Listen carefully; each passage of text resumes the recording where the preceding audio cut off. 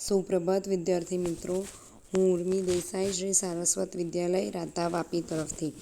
મિત્રો, આપણે જીવવિજ્ઞાન વિષયમાં આજે પ્રકરણ 12 નવું પ્રકરણ બાયોટેકનોલોજી અને તેના પ્રયોજનો વિશે અભ્યાસ કરવાના છે. પ્રયોજનો એટલે કે એપ્લિકેશન, આપણે એને ક્યાં ક્યાં વાપરી રહ્યા છે.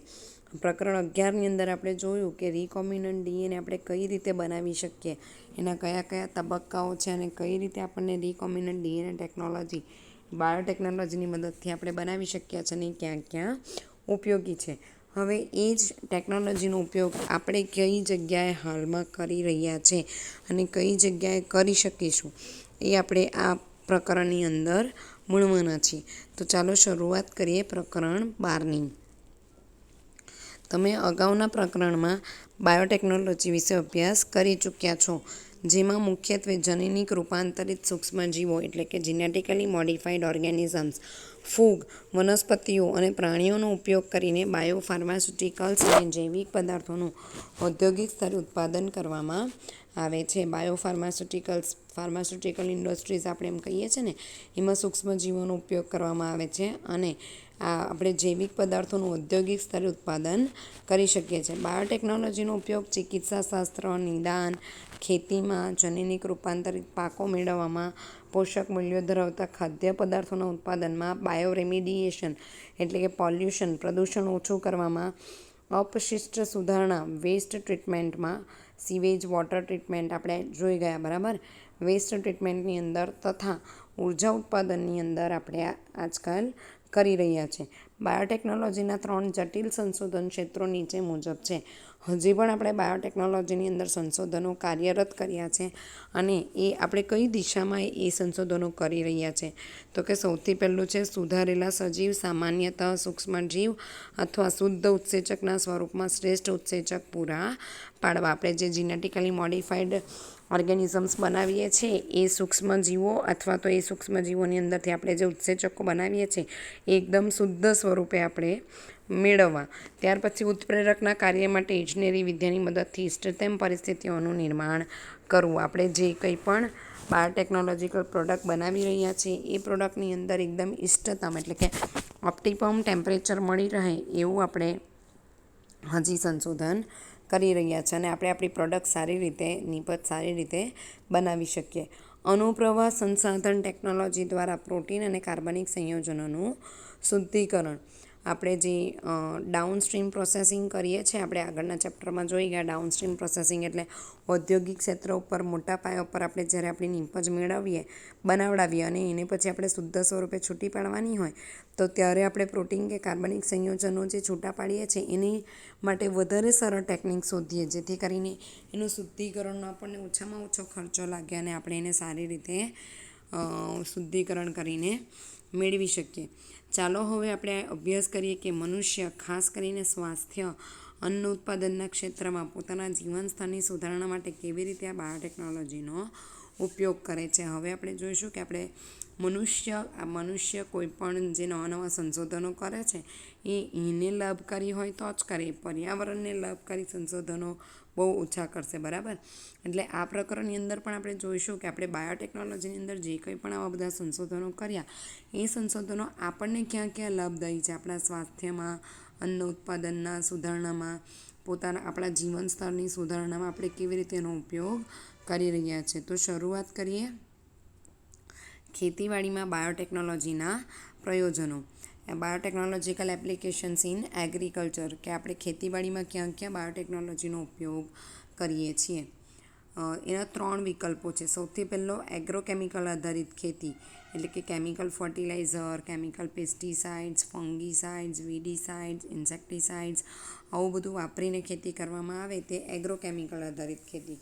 કાર્બનિક ખેતીની અંદર સૂક્ષ્મજીવોનો ઉપયોગ કરવામાં આવે. અને ત્રીજું છે જનીનિક ઇજનેરી પાકો આધારિત ખેતી, જેમાં જીનેટિકલી મોડિફાઈડ પ્લાન્ટ્સનો ઉપયોગ કરવામાં આવે. એ પ્લાન્ટ જે તમે પાક લેવા માંગો છો એ પાકના છોડ જ, એ પાકના બીજ જ એવા હશે કે એની ઉપર કોઈ કીટકો કે જંતુઓ, વાયરસ, બેક્ટેરિયા, ફૂગ કોઈ રોગ લગાવી ના શકે. એવી ત્રીજી પદ્ધતિ છે જનીનિક ઇજનેરી પાકો આધારિત ખેતી. આપણે ભારતમાં 3 પદ્ધતિનો ઉપયોગ કરી રહ્યા છે.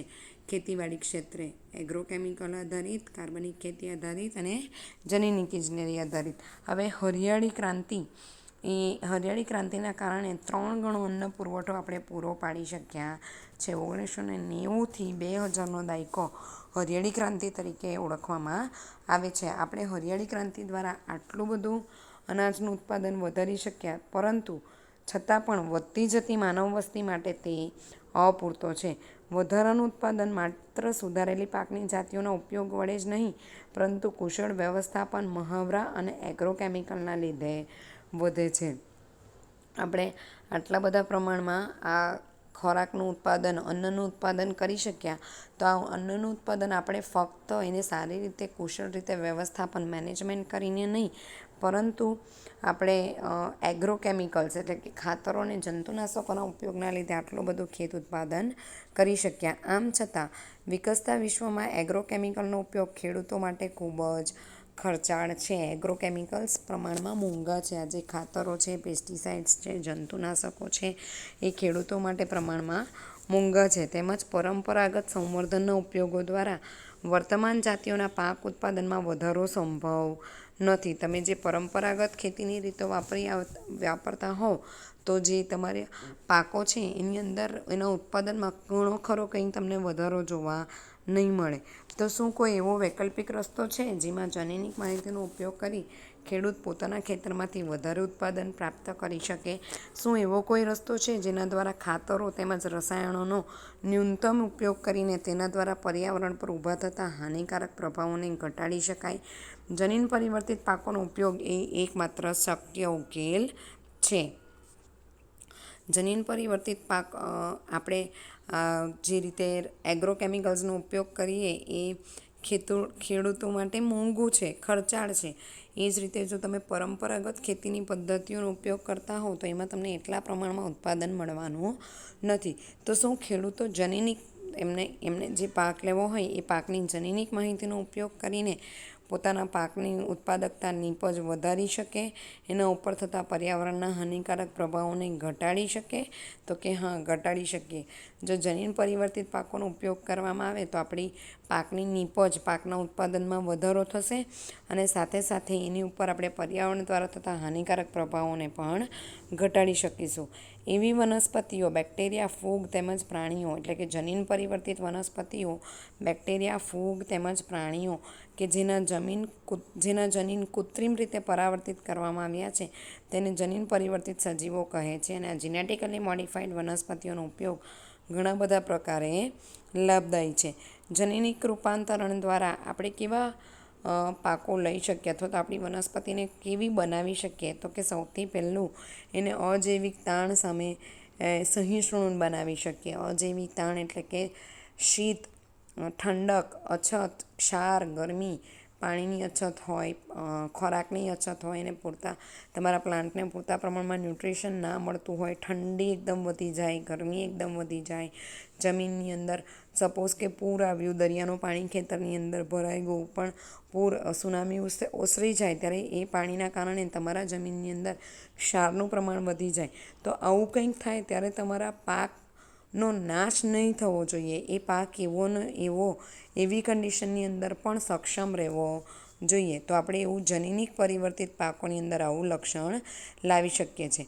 બીજું છે જીવાતનાશક રસાયણો પરની નિર્ભરતા ઘટાડવી. આપણે પાકના જનીનને એવી રીતે મોડિફાઈ કરવાના કે આપણે જંતુનાશકોનો ઓછામાં ઓછો ઉપયોગ કરવો પડે. જંતુનાશક, કીટનાશક, ફૂગનાશક, નીંદણનાશક, આ બધાનો આપણે ઓછામાં ઓછો ઉપયોગ કરીએ એવા કંઈક જનીન પરિવર્તિત પાકો આપણે વિકસાવી શકીએ છીએ. ત્યાર પછી ત્રીજું છે લણણી પછી થતા નુકસાનને ઘટાડવામાં સહાયક. લણણી એટલે જ્યારે પાક થઈ જાય ત્યારે આપણે પાકને ખેતરમાંથી કાપીએ ને એને લણણી કહેવાય. તો લણણી સમયે પાકનો ઘણો ખરો નુકસાન થાય છે અને એને સંગ્રહ કરીએ ત્યારે પણ ઉંદર છે, બાકીની બધી જીવાત છે એને ઘણું ખરું નુકસાન પહોંચાડે છે. તો આપણે લર્નિંગ કરવી એટલે હાર્વેસ્ટ કરવું. હાર્વેસ્ટ કરવા માટેની એવી પદ્ધતિઓ વિકસાવી શકીએ જેના કારણે પાકના ઉત્પાદન પછી પાકના લણણીમાં થતો હાર્વેસ્ટિંગમાં થતો ઘટાડો આપણે ઓછો કરી શકીએ. ત્યાર પછી છે વનસ્પતિઓ દ્વારા ખનિજોના ઉપયોગની કાર્યક્ષમતા વધારવી.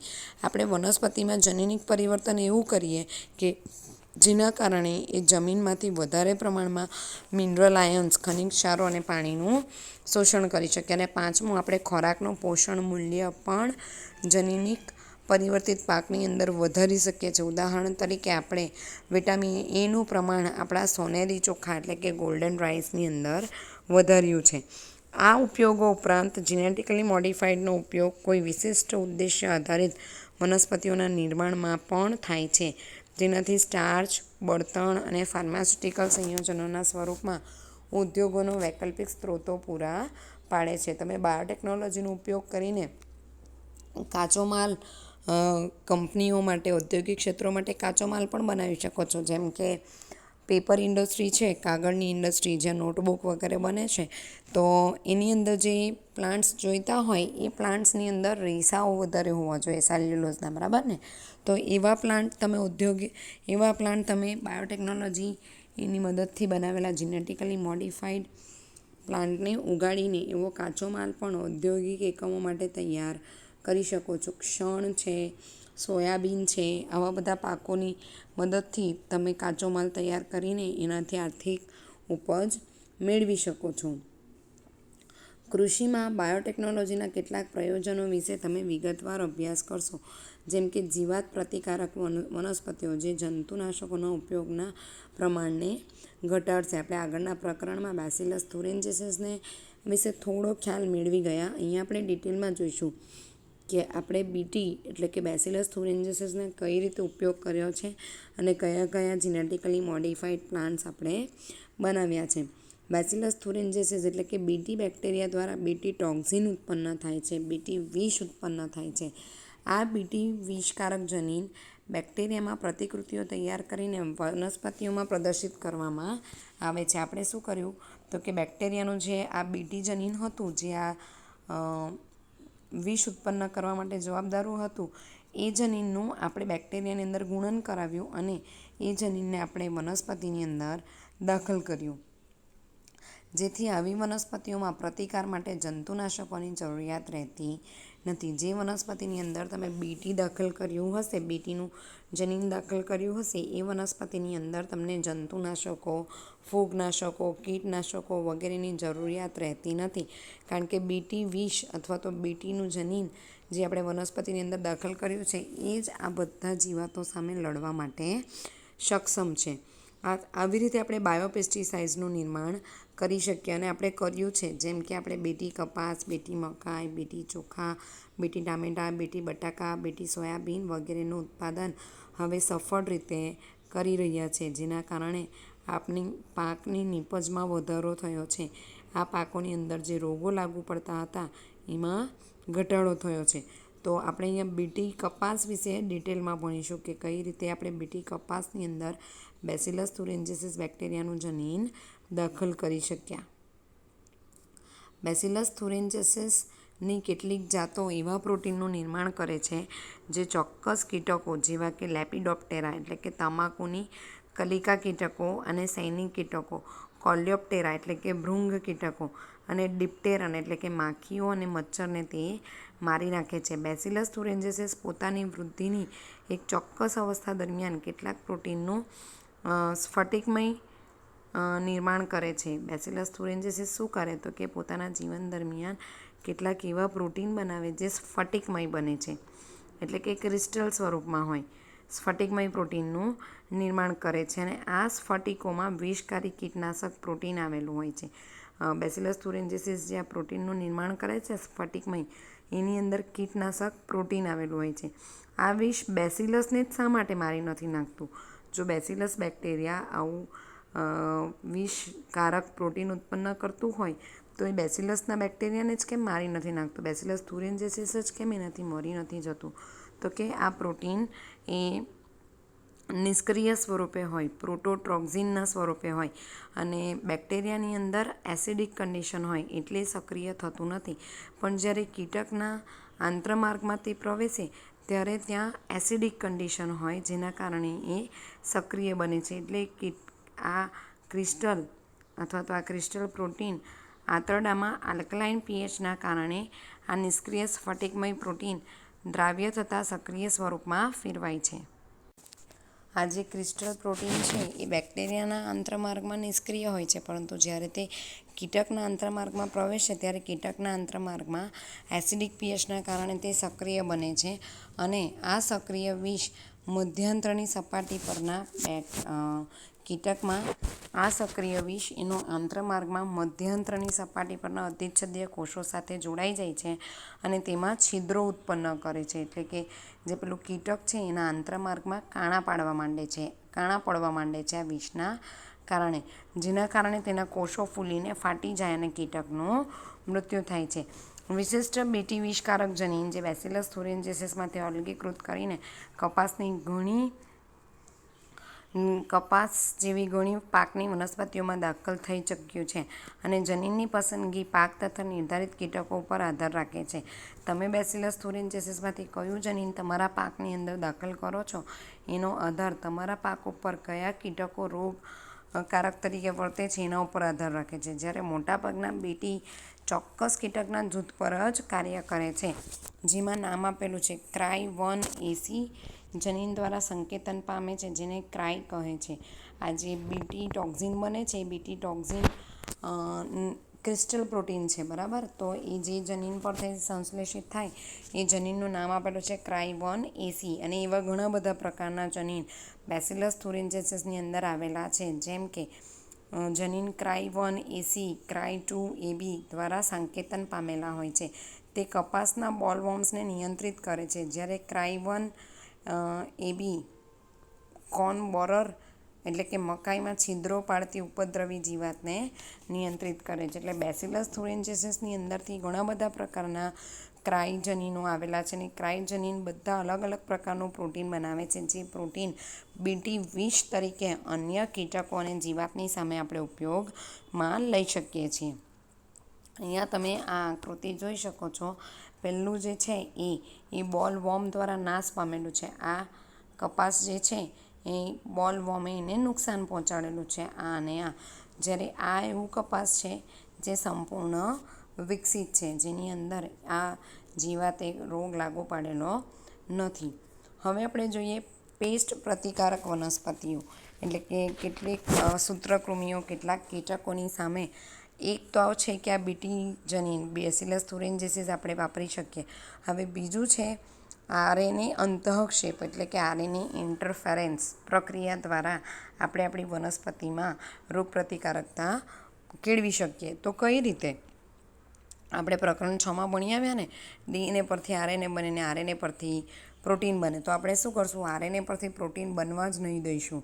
એ જે કીટક છે એ કીટકની અંદર આરએનએ પરથી પ્રોટીન નહીં બનવા દઈશું, જેના કારણે આપણા વનસ્પતિની અંદર રોગ લાગુ પડશે નહીં. એને આપણે કહીશું આરએનએ અંતઃક્ષેપણ અથવા તો આરએનએ ઇન્ટરફરન્સ. કેટલાક સૂત્રકૃમિઓ માનવ સહિત ઘણા પ્રાણીઓ અને કેટલાક પ્રકારની વનસ્પતિઓ પર પરોપજીવી તરીકે જીવન ગુજારે છે. સૂત્રકૃમિ મેલાઇડેગાઇન ઇનકોગ્નિયા સૂત્રકૃમિનું નામ છે. શું નામ છે?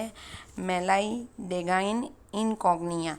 એ તમાકુના છોડના મૂળ પર ચેપ લગાડીને તેના ઉત્પાદનને ઘટાડી દે છે. તમાકુના છોડને એ ચેપ લગાડે છે. આ સંક્રમણને અટકાવવા માટે એક નવી યોજનાનો સ્વીકાર કરવામાં આવ્યો હતો, જે છે આરએનએ અંતઃક્ષેપ. આરએનએ અંતઃક્ષેપમાં બધા સુકોષ કેન્દ્રી સજીવોની કોષીય સુરક્ષા માટેની તે એક પદ્ધતિ છે.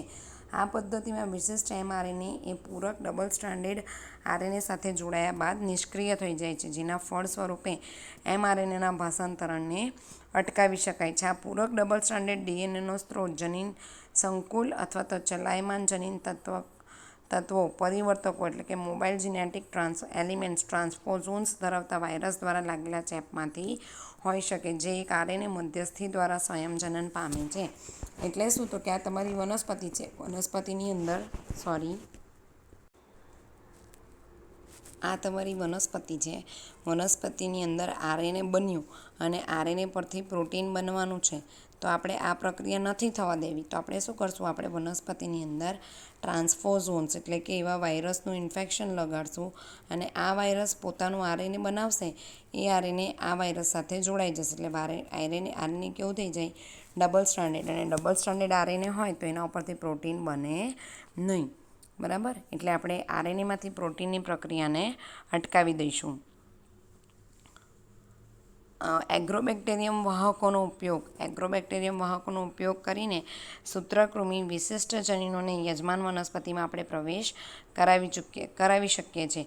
ડીએનએનો પ્રવેશ એવી રીતે કરાવવામાં આવે જેથી યજમાન કોષમાં અર્થપૂર્ણ અને પ્રતિ-અર્થપૂર્ણ એટલે કે સેન્સ અને એન્ટીસેન્સ બંને પ્રકારના આરએનએનું નિર્માણ થાય.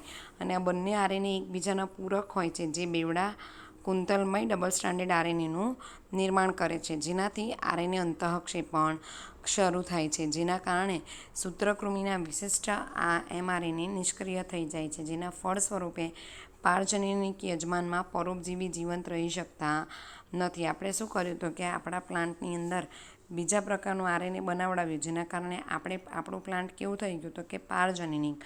અને આપણા પ્લાન્ટનું જનીનદ્રવ્યમાં પેલા વાયરસનું જનીનદ્રવ્ય પણ જોડાઈ ગયું. એટલે હવે આપણા પ્લાન્ટ પાસે પ્રતિકારકતા આવી ગઈ, જેના કારણે પેલી જે સૂત્રકૃમિ છે એ આપણા પ્લાન્ટને, આપણા છોડને રોગ લાગુ પાડી શકતા નથી. અને આ પ્રકારે પારજનનિક વનસ્પતિ પોતાની રક્ષા પરોપજીવીઓથી કરી શકે છે. અહીંયા આકૃતિમાં તમે જોઈ શકો છો લાક્ષણિક નિયંત્રણમાં વનસ્પતિના મૂળ.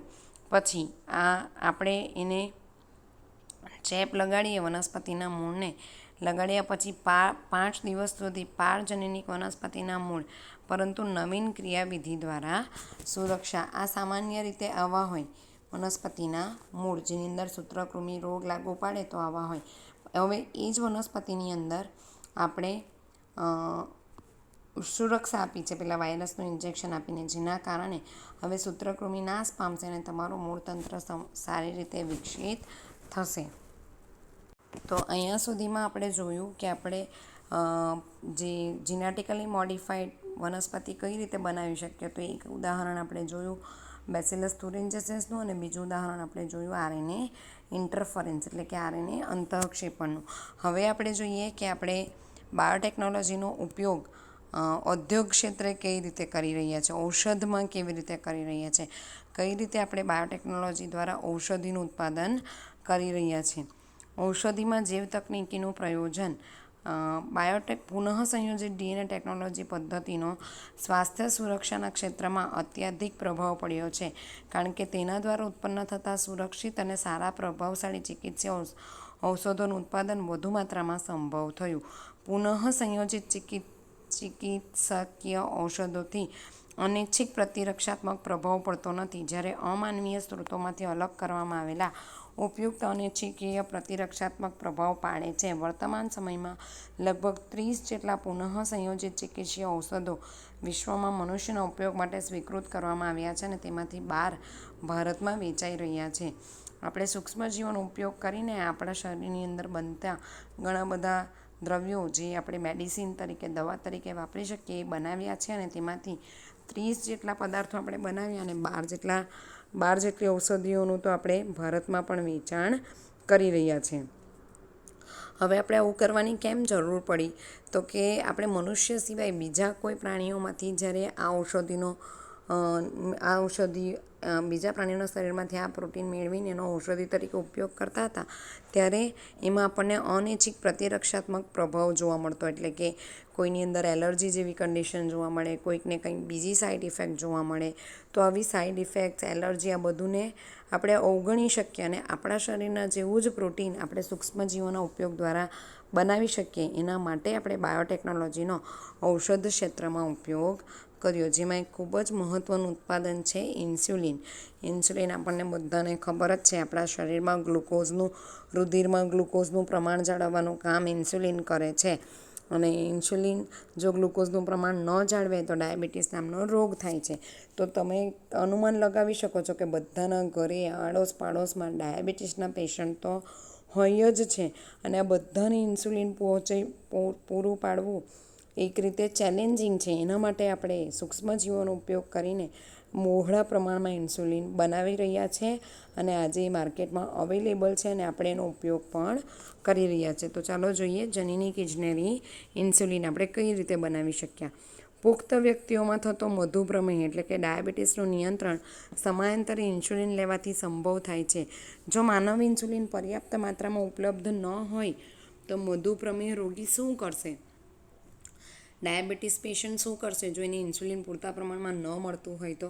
તેના પર વિચાર કરવાથી આપણે એ વાતનો સ્વીકાર કરીશું કે આપણે અન્ય પ્રાણીઓમાંથી ઇન્સ્યુલિન અલગ તારવીને ઉપયોગમાં લેવું પડશે. જો આપણે બીજા પ્રાણીઓમાંથી જો ઇન્સ્યુલિન લઈએ તો શું તે આપણા શરીરમાં ઉત્પન્ન થતા ઇન્સ્યુલિન જેટલું જ અસરકારક હોય? તેના કારણે આપણા શરીર ઉપર કોઈ આડઅસર ન થાય? જો કોઈ બેક્ટેરિયા એના વિરુદ્ધ તમે એક વાત વિચારો કે જો કોઈ બેક્ટેરિયા માનવ જેવું જ ઇન્સ્યુલિન બનાવી શકે તો આ બધા પ્રશ્નોનો હલ આવી જાય. માટે શું ઇન્સ્યુલિન આપણે માઇક્રો ઓર્ગેનિઝમ પાસેથી બનાવી શકીએ, સૂક્ષ્મજીવો પાસે બનાવડાવી શકીએ? તો કે હા, આપણે બાયોટેકનોલોજી અને જનીનિક ઇજનેરી દ્વારા મનુષ્યનું ઇન્સ્યુલિન માઇક્રો ઓર્ગેનિઝમ્સ અથવા તો સૂક્ષ્મજીવો પાસે બનાવડાવી શકીએ છીએ. અને આપણે એ ઇન્સ્યુલિન સપોઝ બનાવી લીધું તો શું ઇન્સ્યુલિન મધુપ્રમેહ વ્યક્તિને મુખ દ્વારા આપી શકાય કે નહીં અને શા માટે? ઇન્સ્યુલિનને આપણે મુખ દ્વારા આપી શકીએ કે ના આપી શકીએ? તો કે ના આપી શકીએ. કેમ ના આપી શકીએ? તો કે ઇન્સ્યુલિન એ અંતઃસ્ત્રાવ છે અને ખૂબ જ નાની માત્રામાં આપણા શરીરની અંદર સંશ્લેષણ પામે છે. સ્વાદુપિંડની અંદરથી અને સીધો રુધિરમાં ભળે છે. તો આ જે ઇન્સ્યુલિન રુધિરમાં ભળે છે એ સીધો તમારા રુધિરની અંદર ગ્લુકોઝનું નિયંત્રણ કરશે. પણ જો તમે એને મુખ વાટે લેશો, એની ટેબ્લેટ્સ કે એવું લેવા જશો તો એ તો તમારા જઠરની અંદર HCLના કારણે નિષ્ક્રિય થઈ જશે અને જેના કારણે ઇન્સ્યુલિન તમારા શરીરની અંદર ગ્લુકોઝનું નિયંત્રણ કરશે નહીં. એટલા માટે ઇન્સ્યુલિનના તમે જોયું હશે હંમેશા સીધા ઇન્જેક્શન જ રુધિરની અંદર આપવામાં આવે છે જેથી કરીને રુધિરની અંદર કાર્યરત થાય અને જે મધુપ્રમેહવાળી વ્યક્તિ છે એની અંદર ગ્લુકોઝનું પ્રમાણ નિયંત્રિત કરી શકે. તો મિત્રો આપણે જોયું ઇન્સ્યુલિન આપણે કઈ રીતે સૂક્ષ્મજીવો પાસે બનાવડાવી શકીએ એની પ્રોસિજર આપણે હવે આવતા વિડીયો લેક્ચરમાં જોઈશું.